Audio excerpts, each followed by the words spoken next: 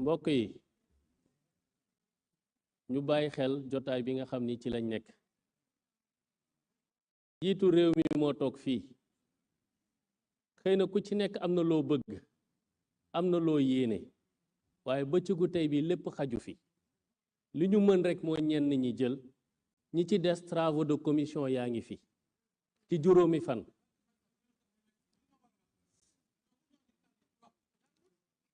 Monsieur Gassama, vous avez la parole. Merci beaucoup. Monsieur le Président de la République, nous sommes aujourd'hui réunis dans cette salle en tant que citoyens d'un État libre. Mais je voudrais aussi dire à l'assistance que Nelson Mandela nous rappelait que notre liberté en tant que nation africaine ne sera complète que le jour où le peuple palestinien aura également sa liberté.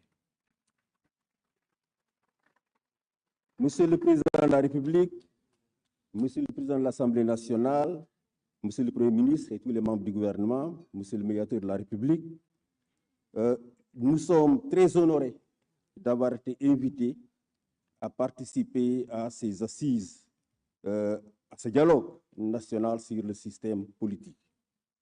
Monsieur le Président de la République, ce dialogue est le deuxième que vous organisez après les assises de la justice, soit seulement quelques 3 mois après votre arrivée au pouvoir.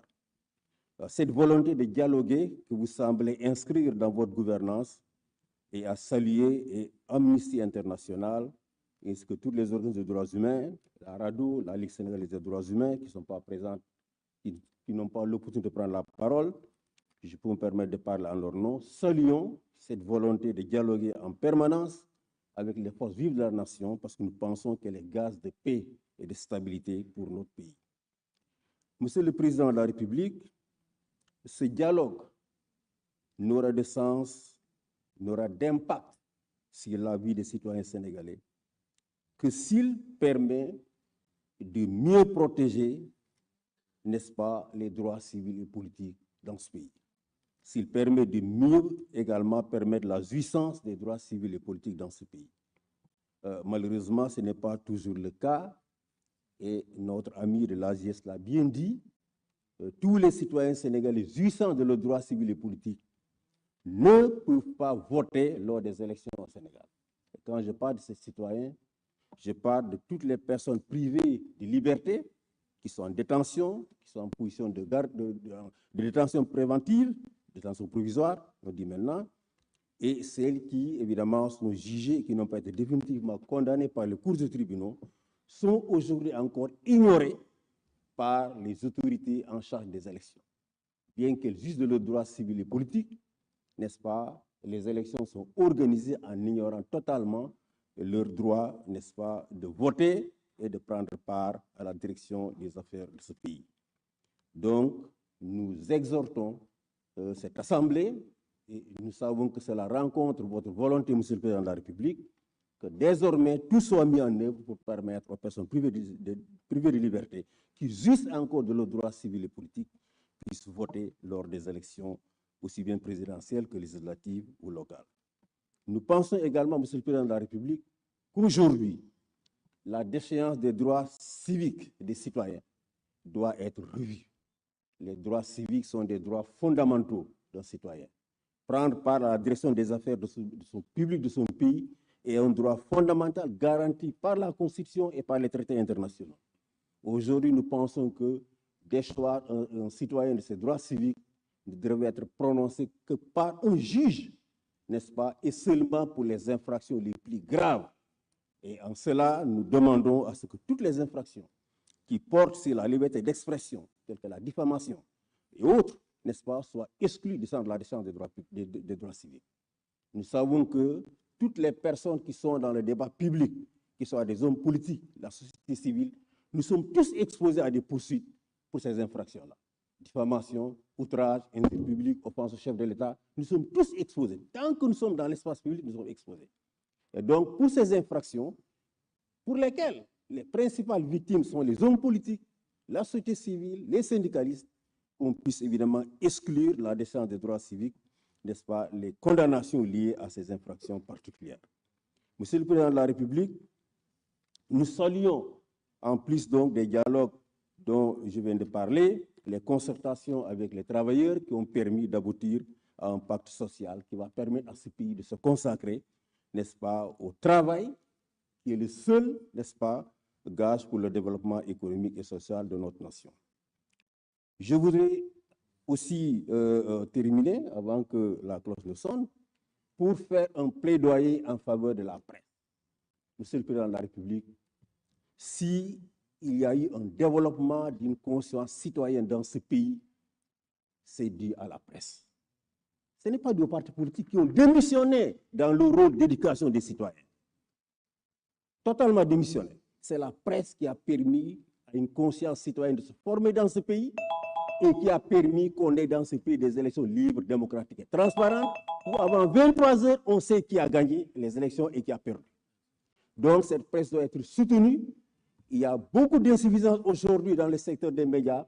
Il faut accompagner. Il faut accompagner. Il faut aider, il faut accompagner. Une presse vibrante, plurielle et le reflet d'une bonne santé démocratique. Et nous nous réjouissons des instructions que vous avez données en Conseil des ministres pour que le ministre de tutelle puisse continuer le dialogue avec les médias pour trouver des solutions durables aux problèmes auxquels ils font face. Je vous remercie infiniment, Monsieur le Président de la République. jërëjëf monsieur Seydi Gassama bu Amnesty International. ñuy jox kàddu gi monsieur Mamboy Diao, maire de Kolda. su daanelee dinañ jox kàddu gi ki nga xam ni mooy jël ci turu famille religieuse musulmane yi nekk Sénégal yépp ndax dañoo déggoo jël seen kàddu jox ko kenn.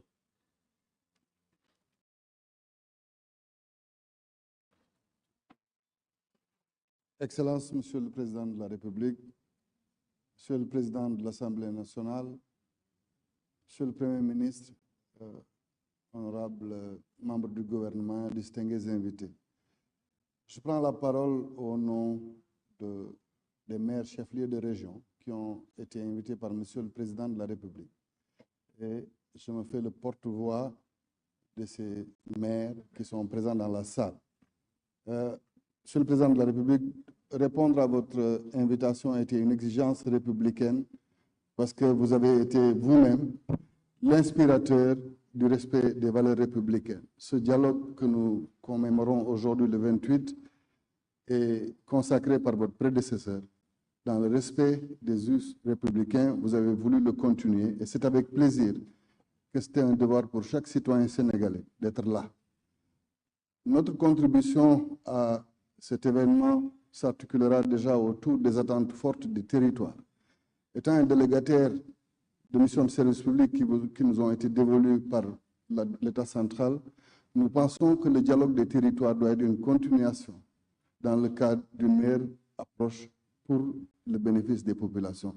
Et c'est pourquoi nous suggérons, Monsieur le Président de la République, que dans le cadre de ce que nous attendons de nos rapports avec l'État central, que nous puissions parler des pôles territoires dans une approche mieux élaborée, qui prenne en compte les spécificités locales.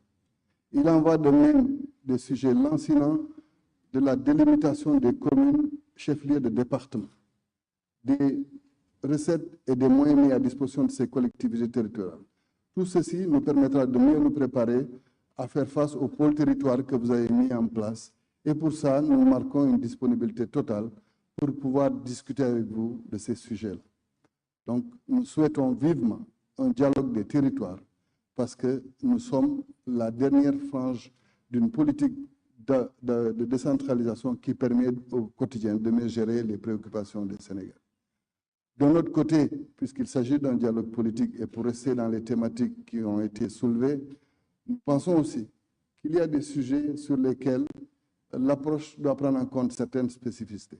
Particulièrement, je viens d'une région, Kolda, où quand nous parlerons un jour de l'automaticité de l'inscription sur les fichiers électoraux d'un jeune Sénégalais qui arrive à la majorité, je vais être confronté à une situation où moi, fils de Kolda, il m'est demandé des efforts supplémentaires pour prouver ma nationalité sénégalaise. Et une approche novatrice doit être faite pour que nous nous sentions autant sénégalais que les autres Sénégalais. Nous devons sécuriser l'état civil dans nos collectivités, surtout celles qui sont limitrophes, où les consonances des noms peuvent amener à une confusion sur les appartenances à des nations qui sont limitrophes du Sénégal.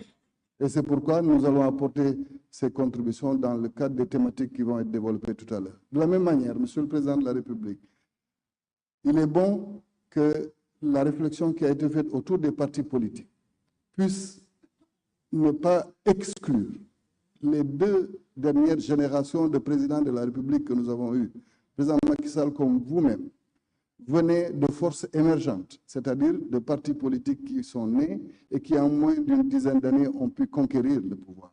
Donc, c'est vrai qu'il faut réformer, mais nous pensons que des mécanismes comme la tenue des obligations administratives de la vie des partis politiques, comme de leurs obligations de déclaration, peuvent permettre de trouver des mécanismes d'assainissement dans le cadre des rapports entre les politiques, entre les partis politiques et l'État central.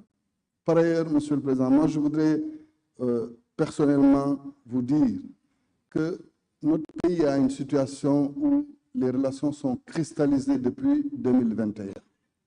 Il est vrai que c'est une situation difficile où deux Sénégal peuvent se faire face et continuer à se faire face.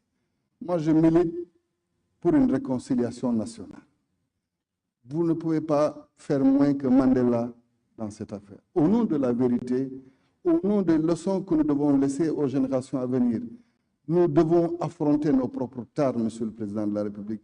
Faisons face à cette violence que nous avons connue entre 2021 et 2024 et nous pouvons faire face. D'un autre côté, le Premier ministre a dit hier que depuis plus d'un an, certains partenaires multilatéraux ne donnent pas leur participation au processus de développement de notre pays. Donc il est bon aussi qu'on puisse penser à une relance économique. Vous pouvez rassurer les opérateurs économiques et au nom de ça, nous pouvons en parler. Enfin, Monsieur le Président de la République, nous devons nous inspirer de nos religieux. Nous, les politiques, nous ne pouvons pas faire moins que nos religieux. Arrêtons de nous bagarrer alors qu'eux, ils nous montrent un comportement chevaleresque dans le cadre de la vie de la nation. Je vous remercie. Merci beaucoup. Ñu jox kàddu gi comme ni ma ko waxee këru diine yépp fi daje waaye dañu jël seen kàddu jox ko kenn pour mu wax ci seen tur muy Serigne Cheikh Ahmed Tidiane Sy